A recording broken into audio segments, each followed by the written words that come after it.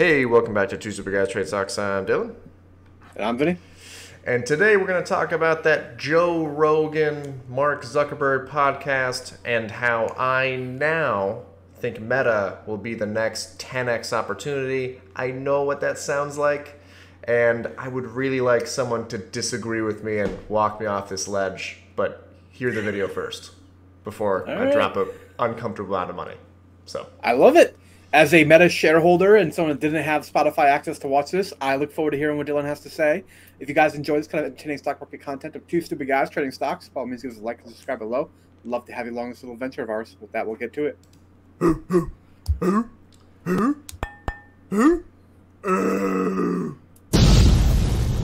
Two Stupid Guys Trade Stocks. All right.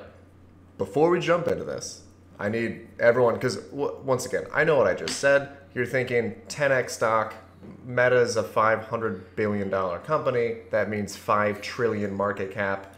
I get it. I understand. That's fine. However, before we go into the video, I want everyone to just get rid of their prejudices and just have an open mind to what I'm about to say and where I'm going.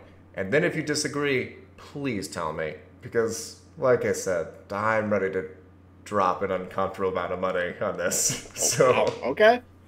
This must have really changed your mind because you did not own any Meta stock coming up to this Spotify interview, correct? No, I know. No, I own 50 shares, not a lot. Oh, okay. So you did own at least a little bit. I got you. Yeah. Now I want to own like 1,000. So, and this is a long-term play. This is not a short-term play. This is you hold it for 8 years. Okay? Okay. All right. Also, I should also preface this. I'm not easily this sold. Usually I watch these things with companies like Jack Dorsey went on Joe Rogan, and I got out of that, don't ever buy a share of Twitter. So, like, yeah. You know. Completely understood. Oh, hold on. My thing's a little messed up here. All right. There Maybe Zuckerberg had his actual human persona on this particular day rather than his alien persona. He talks about that actually. It was pretty funny. So why am I showing Apple? I just want to set the premise here. All right. When people come out with groundbreaking, innovative technology, it's usually not welcomed off the bat. Okay. This is Steve Jobs showing the first iPhone. Okay. Now you have to look at the time. The competitors, BlackBerry was huge. They're dead now, but they were huge, right? He got so much shit for this, for having no buttons on the phone. There is a collection of articles from Wall Street saying how Apple's about to fail. Yeah. Hundreds. Okay? Obviously very wrong. Yep. Why am I showing you an old kid from the 1960s? All right? Once again. How poorly we predict the future, maybe? I get where we're going, I think. Exactly, right? They took a bunch of kids from the 1960s, and this is just one of the funny videos. We'll link it in. But essentially, in 40 years, Earth is an atomic wasteland pretty much across the board. We have population issues. Some people have flying cars, and everything is automated. There's no jobs for humans anymore. Okay? Just 40 years out. Okay? Yeah. Okay. If you look at other ones of these, there's a lot of flying cars. No one could conceptualize the internet. No one could conceptualize the fact that you can have the Apollo computer that put a man on the moon in your pocket. No one could do any of that. All right? I think Dylan and I are both old enough to have been told by math teachers numerous times, you're not going to carry a calculator with you everywhere you go, are you? Yeah, definitely been told that. Also, you have to talk or write in cursive for the rest of your life. That was bullshit. So, why am I talking about this?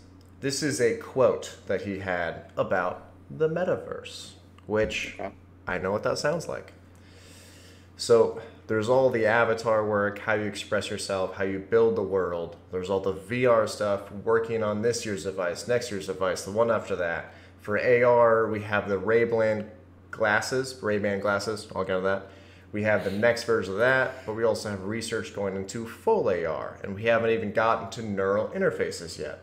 There is incredible wide amount of tech that must be built in order to build and deliver a realistic sense of presence. I saw You lost me at the neural interfaces level. Yep. This isn't the Matrix, and that ain't gonna happen. Let me clarify. His is not the Elon Musk version. No input whatsoever. Nothing in the head. Okay. It was actually a watch.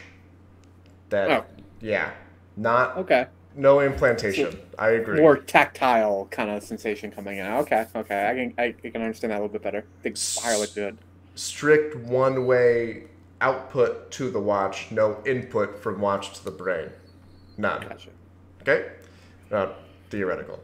So he's building with $10 billion of investment a whole new way of life, a whole new way of living and connecting. Okay? I heard this and I immediately thought of the train. So many inventions and patents and hours and hours and hours of work went into building the train. As soon as it was invented, industrial revolution and trade was wild, as you can now transport something from New York to California in, not 9 months. So, pretty good.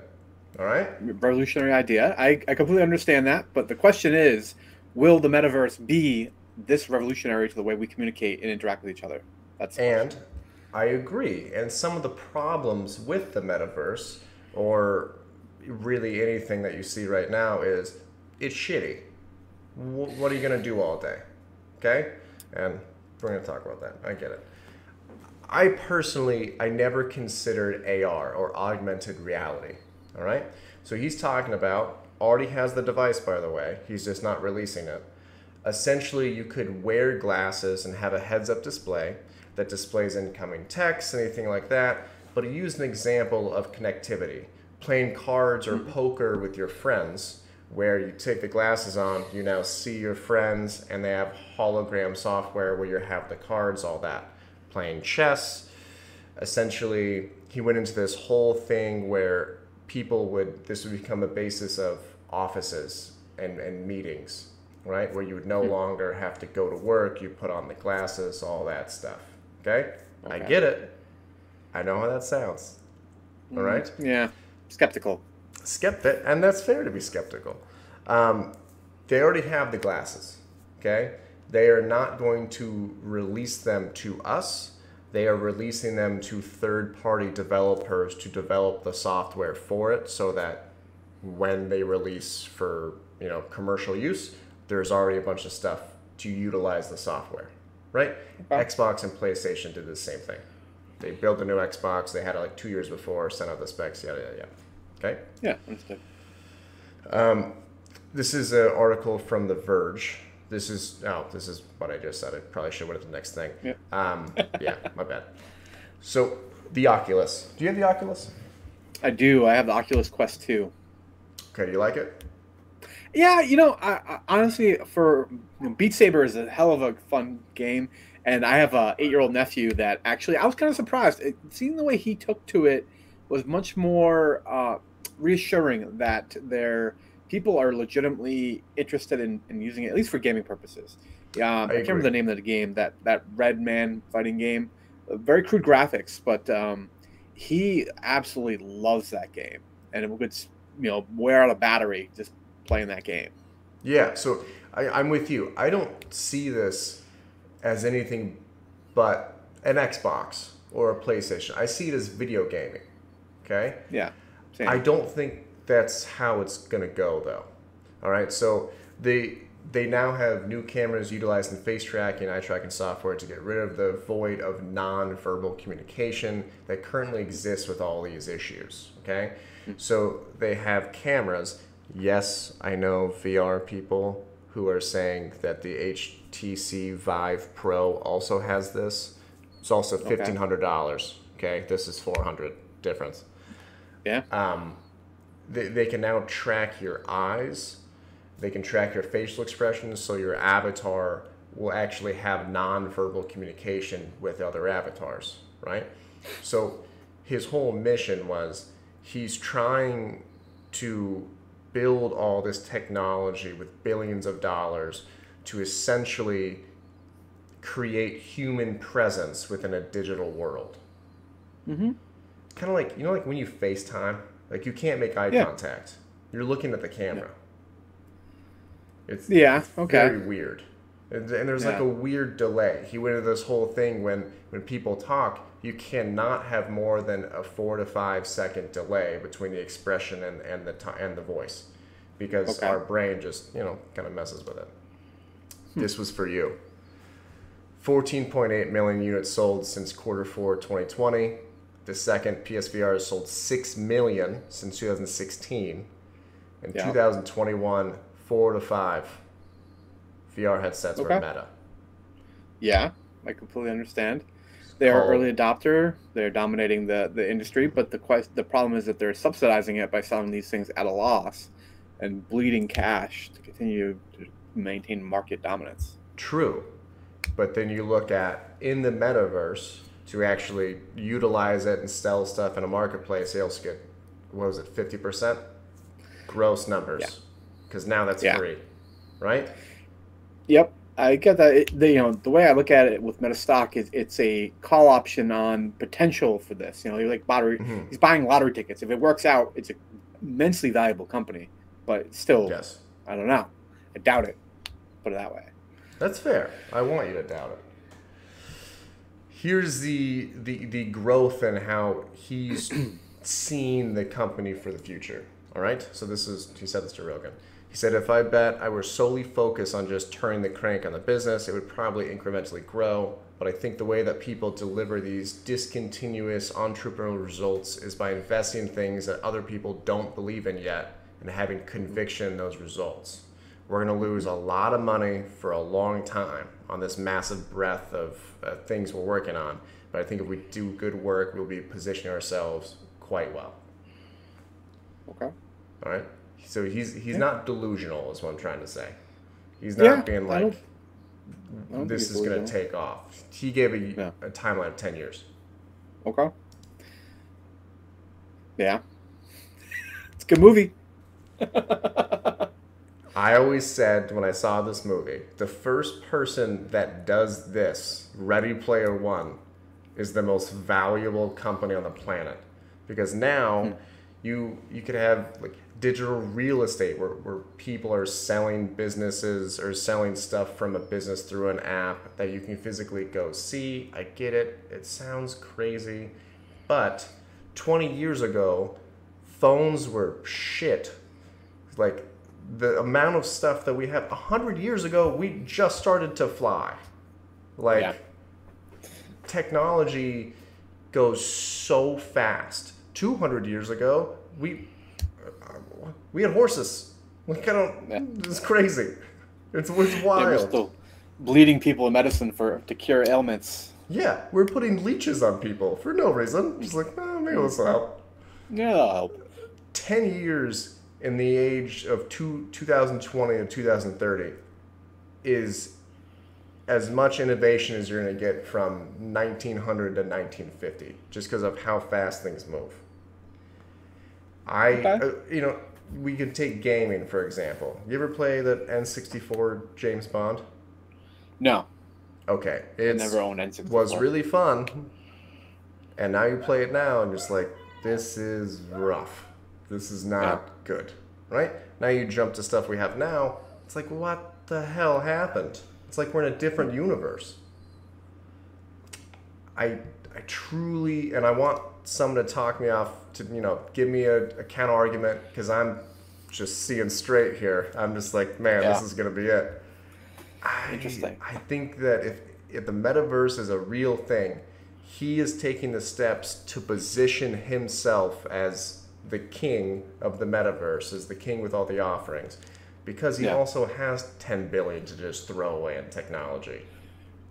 Of shareholder money, that's our money that he's spending on this. He's buying lottery tickets with our cash flow every year, rather than repurchasing shares or paying dividends. or True. devoting his time, attention, and cash to growing that original kind of advertising business. Now, I also own Facebook shares, and I'm buying more. I am a little cautious about the whole idea of the metaverse in that, one, I'm a little bit worried that Mark Zuckerberg may be doing this for clout chasing, believe it or not. I think he's trying to look at the power that Apple and what Steve Jobs created had over him, right? Because this really has accelerated now that Apple kind of did that IDFA change, Yeah, where he started doing this like 3 years ago, but way before that. he did, but it's become much more central to the business kind of prospects, if you will, because he saw the power that the person that controls the device has, and he wants to be that person for the next generation, which I understand from a business standpoint. All right. However, will technology evolve fast enough to give you a much more encompassing, enthralling experience? That's the real question, right? I've seen him laid out before too, and he's talked about the evolution of kind of communication, where we went from words on a screen to pictures to video. Like, we're on YouTube right now, which is, kind of, I want to say the pinnacle, but like this gold standard for current communication, where we're communicating via video means. He's trying to take the next leap. He'd have to be able to deliver something that is as seamless and as immersive, or I'm sorry, more immersive than video, which I think is hard to accomplish, and it's going to take many generations of iteration and What do you kind mean of a video? refinement of the technology. What do you mean But a video? Like we're on video right now. yeah, he's going to be. It's going to be more enthralling, more realistic than this. We have to have a more physical presence. I have to feel like more I'm in the same place as you, and you're not going to have the same like fidelity in terms of I have good picture quality right now. I can see you very well. I can hear you in time very well. I can see your facial expressions very well. He has to mimic all that stuff before he can create an experience that is actually equal to or then surpass, which is a major challenge. Right. But right now, there's no human presence. I don't have a Vinny in front of me. I have a video of a Vinny. I can't look you in the eyes. Can't give you a big old hug. Could do that either ways. But still, there's no human presence. And one thing I thought was really interesting, has nothing to do with this. Do you know how much money it cost to sequence the human genome in the 1990s? Ooh. I want to say I did actually at one point in time. I want to say 1 billion. We'll go It was with that. about 3 billion. Okay. Okay? You know how much it cost about 20 years later? I would say about 100,000. It's about 3,000. Okay. It's 1,000,000 to 1 change Yeah. in 15 to 20 years. That's disgusting. Okay. That's Yeah. gross. Now, Understood. he may be selling these things at a loss now. Like the HTC Vive Pro, which is like a crazy headset, it's not affordable. It's $1,300. It's ridiculous, right? There are But the more $5,000 VR headsets out there. yeah, now there's like crazy ones, absolutely. But the more market share people have, the more money he gets through these apps, just like anything else, because then you're in his metaverse. Whereas not that many people are going to be in a 1,300 VR headset place. Yeah. That's just all I'm saying. You got to achieve scale is what you're saying, and by achieving a scale, they'll be able to sustain the kind of research and innovation, regardless of whether or not it's actually a truly immersive experience at that point in time. Yeah, and he also has a lot more money to throw down on this than Valve. Oh yeah, no doubt. Way more money. So Interesting. that's all I'm saying. Let me know in the comments if you think this is in any way a good idea, and I will have this video 10 years from now. So. Yeah, I know. Give me odds. 2030. What do you think the number is that